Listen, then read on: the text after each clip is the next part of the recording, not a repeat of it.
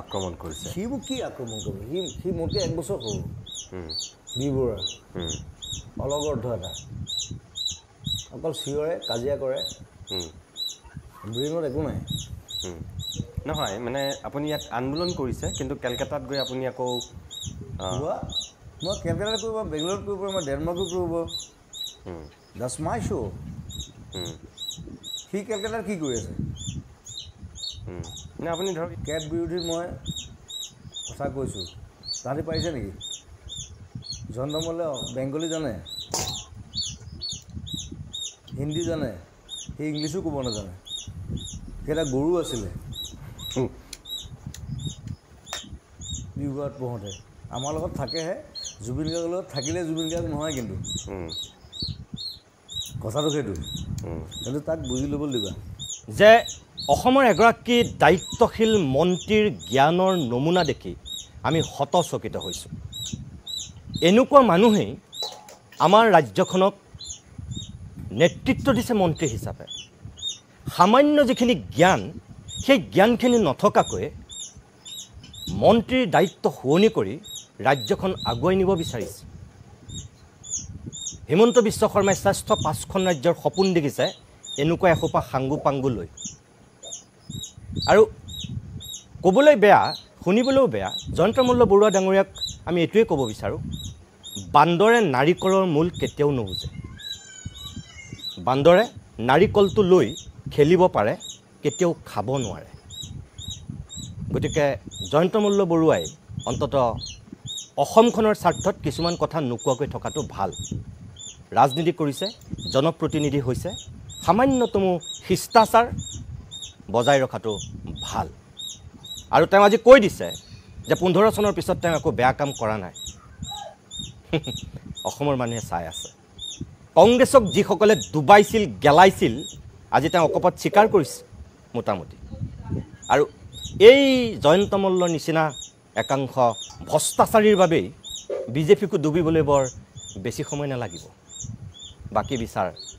অসমৰ দৰ্শকে কৰিব অসমৰ ৰাইজে কৰিব যেনেকৈ আপোনাক আক্ৰমণ কৰিছে জয়ন্ত মল্ল বৰুৱাইও অলপতে আপোনাক আক্ৰমণ কৰিছে সি মোক কি আক্ৰমণ কৰিব সি মোতকৈ 1 বছৰ সৰু বি বৰুৱা অলগৰ্ধ এটা অকল চিঞৰে কাজিয়া কৰে ব্ৰেইনত একো নাই নহয় মানে আপুনি ইয়াত আন্দোলন কৰিছে কিন্তু কেলকাতাত গৈ আপুনি আকৌ মই কেলকাতাত কৰিব বেংগলোৰত কৰিব মই ডেনমাৰ্কত কৰিব দাটছ মাই শ্ব' সি কেলকাতাত কি কৰি আছে নে আপুনি ধৰক কেব বিৰোধী মই কথা কৈছোঁ তাহাঁতি পাৰিছে নেকি জন্মলে বেংগলী জানে হিন্দী জানে সি ইংলিছো ক'ব নাজানে সেইটা গৰু আছিলে বিহুৱাত পঢ়োঁতে আমাৰ লগত থাকেহে জুবিন গাৰ্গৰ লগত থাকিলে জুবিন গাৰ্গ নহয় কিন্তু কথাটো সেইটো কিন্তু তাক বুজি ল'বলৈ দিবা যিজন মানুহে মই তাত লিখি দিছিলোঁ যে চালনীয়ে বেজি খাই গাত ফুটা আছে বুলি চালনীৰ গোটেই দেহটোতে ফুটা থাকে এইটো তেওঁ দেখা নাপায় সেই সংবাদ গোষ্ঠী প্ৰতিদিন সংবাদ গোষ্ঠীটোৰ গোটেই দেহটোতে ফুটা আছে মালিকৰ পৰা চিফ এডিটৰৰ পৰা তেওঁলোকৰ মানে এই যিখন এংকৰ ওলাই তেওঁৰ পৰা সকলোৰে দেহত ফুটা আছে ইমানেই ফুটা যিটো সংবাদ গোষ্ঠী প্ৰতিদিনে এই ধৰণৰ নিউজ বনাইছে তেওঁলোকক মই ক'ব খুজিছোঁ আজিও ক'ম যে তেখেতসকলৰ ৱেবছাইটত তেখেতসকলৰ স্বত্বাধিকাৰী তেওঁৰ নিজৰ এটা ডাটা উঠাই থৈছে আপোনালোকে নেটত চালে পাব স্বত্বাধিকাৰী লিখি থৈছে যে তেওঁ কি লিখিছে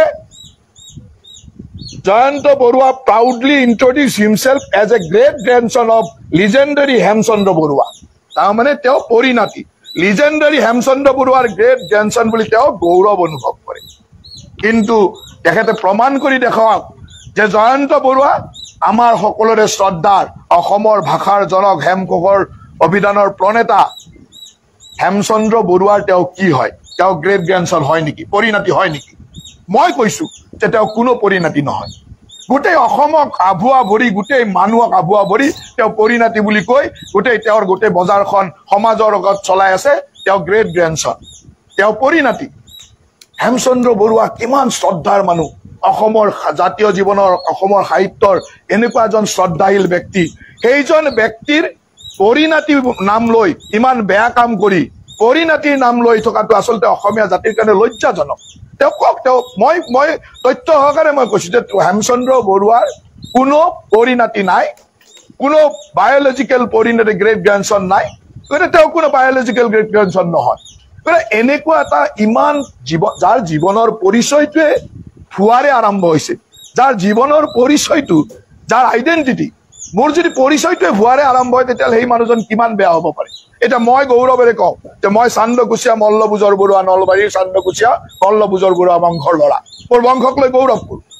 এইটো মই বংশৰ হয় কাৰণে গৌৰৱ কৰিব পাৰোঁ। তেওঁ কৈছে যে পণ্ডিত মানে আমাৰ শ্ৰদ্ধাৰ সকলোৰে শ্ৰদ্ধেয় ভাষাৰ আমাৰ হেমকোষৰ প্ৰণেতা হেমচন্দ্ৰ বৰুৱাৰ তেওঁ পৰিণাতি, তেওঁতো নহয় পৰিণাতি। কিয় অসমৰ ৰাইজক এনেকুৱা আবুৱা পৰিছে? তেওঁক আমাৰ সাংবাদিকে সুধিছিল আজি যে হেমচন্দ্ৰ বৰুৱাৰ যিটো লিগেচি আপুনি জানেনে কওকচোন। হেমচন্দ্ৰ বৰুৱাৰ দেউতাকৰ নাম তেওঁক সুধিছিল, তেওঁ ক'ব নোৱাৰিলে। মই কিয় ক'ম বুলি সুধিলে, ক'ব নোৱাৰিলে মানে তেওঁ নাজানেই, তেওঁ সেইখিনি জ্ঞান নাই নহয়, তেওঁ ক'ৰ পৰা ক'ব? তেওঁ জানিব লাগিব নহয় হেমচন্দ্ৰ বৰুৱাৰ দেউতাকৰ নাম কি আছিল, হেমচন্দ্ৰ বৰুৱাৰ ককাই ভাই কোন আছিল, সেইখিনি জানিব লাগিব নহয়। কাৰোবাৰ কৃপাত মন্ত্ৰী হ'ল বুলি তেওঁ সৰ্বজান্তা হৈ নাযায় নহয়, সৰ্বপল্লী ৰাধাকৃষ্ণনৰ ভাগিনীয়েক হৈ যাব নোৱাৰে নহয়, তেওঁ জ্ঞানী মানুহ নহয় নহয়। মানুহৰ শিক্ষা, মানুহৰ কোৱালিটি বহুত বেলেগ বস্তু। তেওঁ হিমন্ত বিশ্ব শৰ্মাৰ কৃপাত তেওঁ মন্ত্ৰী হ'ল বুলি তেওঁ সকলো জনা মানুহ হ'ব নোৱাৰে, আৰু তেওঁ নাজানে, সেইকাৰণে তেওঁ এই প্ৰশ্নখিনিৰ উত্তৰ দিব পৰা নাই। মই তেখেতক কৈ দিছোঁ, আপুনি যিহেতু নাজানে মন্ত্ৰী মহোদয়, মই আপোনাক কৈ দিছোঁ হেমচন্দ্ৰ বৰুৱাৰ দেউতাকৰ নাম আছিল মুক্তাৰাম বৰুৱা। আপুনি জানি লওক, আপোনাক সাংবাদিকে সোধোতে আপুনি ক'ব নোৱাৰিলে। হেমচন্দ্ৰ বৰুৱাৰ পিতৃৰ নাম আপুনি নাজানে কাৰণে আপুনি হেমচন্দ্ৰ বৰুৱাৰ লিগেচি বিচাৰি পগলা কুকুৰৰ দৰে দৌৰি ফুৰিছে। মই আপোনাক কৈ দিছোঁ যে হেমচন্দ্ৰ বৰুৱাৰ দেউতাকৰ নাম আছিল মুক্তাৰাম বৰুৱা। মুক্তাৰাম বৰুৱাৰ 3জন সন্তান আছিল। প্ৰথমজন আছিল হেমচন্দ্ৰ বৰুৱা, দ্বিতীয়জন আছিল তুলসীৰাম বৰুৱা, আৰু তৃতীয়জন আছিল দুলাল বৰুৱা। তেওঁ এটা আৰু উপনামো আছিল। এই 3জনৰ ভিতৰত হেমচন্দ্ৰ বৰুৱা ডাঙৰ, আৰু হেমচন্দ্ৰ বৰুৱাৰ অসমীয়া সমাজ সংস্কৃতিৰ প্ৰতি কি অৱদান অসমৰ মানুহে দেখিছে। আপুনি বাৰে বাৰে কৈ আছে হেমচন্দ্ৰ বৰুৱা নিঃসন্তান। আপুনি মানে মই কি বুলি ক'ম,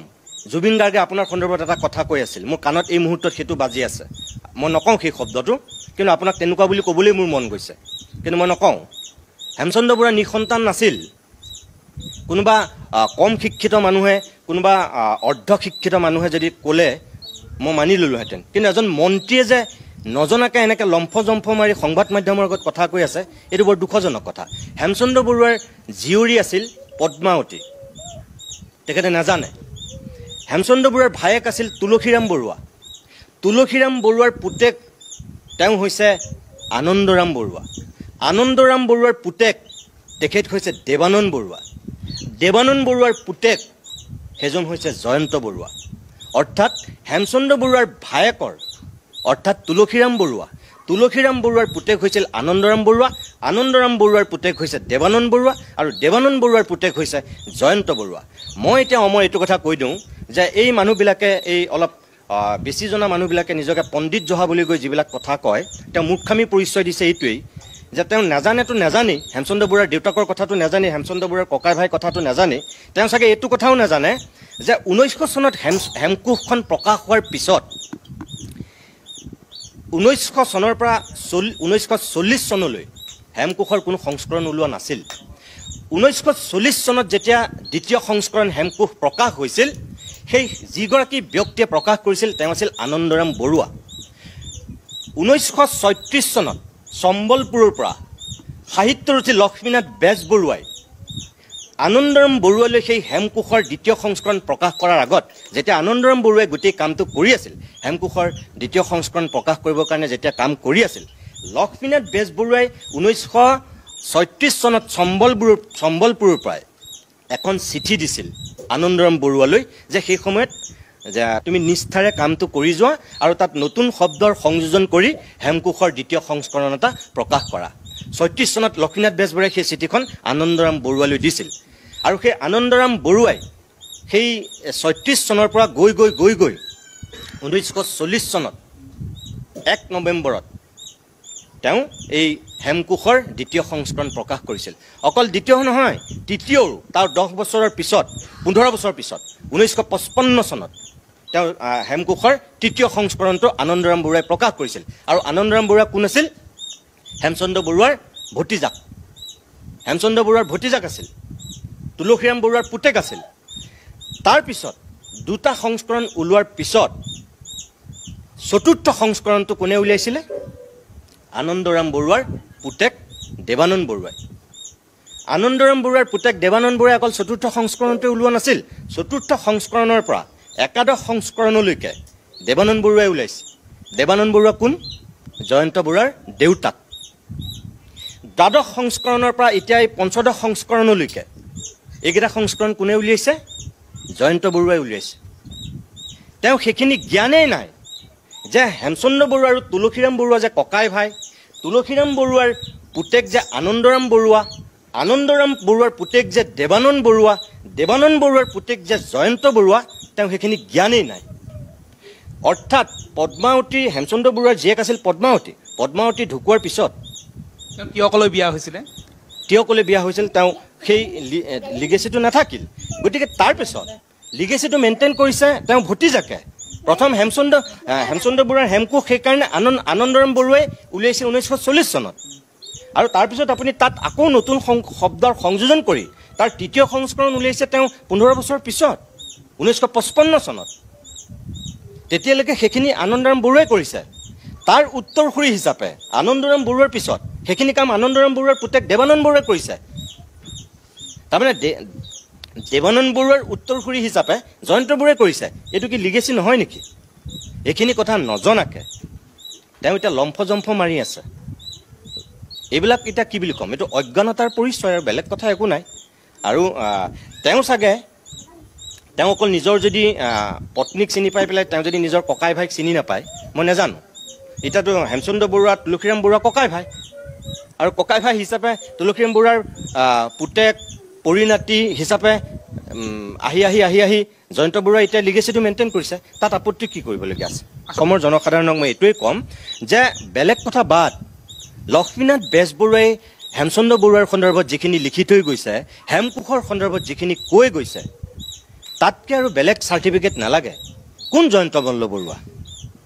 কি জানে তেওঁ অসমীয়া ভাষা সাহিত্য সংস্কৃতিৰ তেওঁ কিবা জ্ঞান আছে নেকি হিমন্ত বিশ্ব শৰ্মাৰ কৃপাত লেম্পটোৰ দৰে লাগি লাগি কেনেবাকৈ গৈ পেলাই মন্ত্ৰী এটা হ'ল বুলি তেওঁ সৰ্বজনতা হৈ যাব নোৱাৰে নহয় হেমচন্দ্ৰ বৰুৱাৰ যিটো অৱদান সেই অৱদান উত্তৰসূৰী হিচাপে আনন্দৰাম বৰুৱাই যেতিয়া হেমকোষক আগুৱাই নিব বিচাৰিছিল লক্ষ্মীনাথ বেজবৰুৱাই তাত চাৰ্টিফিকেট দি থৈ গৈছে আৰু তাত ক'বলৈ কি আছে আনন্দৰাম বৰুৱাৰ উত্তৰসূৰী হিচাপে দেৱানন্দ বৰুৱাই নিছে দেৱানন্দ বৰুৱাৰ উত্তৰসূৰী হিচাপে জয়ন্ত বৰুৱাই লৈ গৈছে তাত ক'বলগীয়া কি কথা আছে আৰু সেইটো কাৰণে ক'লোঁ যে এইবিলাক তেওঁলোকে নাজানে কাৰণে নিজৰ অজ্ঞানতাৰ পৰিচয় দিছে তাতকৈ বেলেগ কথা একো নাই জয়ন্ত বৰুৱাই এই লিগেচিটো মেইনটেইন কৰি কিবা অপৰাধ কৰিলে নেকি কিবা ভুল কৰিলে নেকি আজি যে এই ব্ৰেইলি সংস্কৰণ ওলালেগে কিবা ভুল কৰিলে নেকি তেওঁলোকৰ গোটেইটো তেওঁ 2 নম্বৰী কৰি পেলাই এইবোৰ মানুহক ঠগি পেলাই কাম কৰা নাই নহয় তেওঁ এখন হেমকোষৰ দৰে এখন অভিধান আগুৱাইহে লৈ গৈছে ব্ৰেইল সংস্কৰণ উলিয়াইছে প্ৰধানমন্ত্ৰীক যদি দি চাগে তেতিয়াহ'লে হিমন্ত বিশ্ব শৰ্মা আৰু সৰ্বানন্দ সোণোৱাল লগত কিয় গৈছিল যদি তেওঁ বে নামত সেই কাম কৰিছিল সৰ্বানন্দ সোণোৱাল আৰু হিমন্ত বিশ্ব শৰ্মা সোঁৱে বামে মোদীৰ ওচৰলৈ যোৱাৰ সময়ত কিয় গৈছিল প্ৰশংসা কৰিছে দুয়োগৰাকীকে ক'লোঁ মোদীয়েতো টুইট কৰিছিল মোদীয়েতো গোটেই বিশ্ববাসীক জনাইছিল বেইল সংস্কৰণৰ কথা কি নৰেন্দ্ৰ মোদীতকৈ জয়ন্ত মল্ল বৰুৱা ওপৰত নেকি ক্ষমতাই মূৰত ধৰিলে মানুহে হিতাহিত জ্ঞান হেৰুৱায় এটা কথা জয়ন্ত মল্ল বৰুৱাহঁতৰ নিচিনা এই চালা চামুণ্ডা পাবত গজা নেতাবিলাকে মনত ৰখা উচিত ক্ষমতা সদায় নাথাকে সদায় তেওঁ সেই শক্তিশালী মানুহ হৈ নাথাকিব অসমৰ মানুহে এইবিলাক মানুহক ধূলিৰ লগত মিলাই দিবলৈ বৰ বেছি সময় নালাগিব কিন্তু তেওঁলোকৰ এই অহংকাৰে তেওঁলোকৰ পতন আনিব নিজক অলপ সম্বৰণ কৰক সম্বৰণ কৰি সঁচাটোক মানি লওক মোৰ তেওঁলোকৰ প্ৰতি এইটোৱে আহ্বান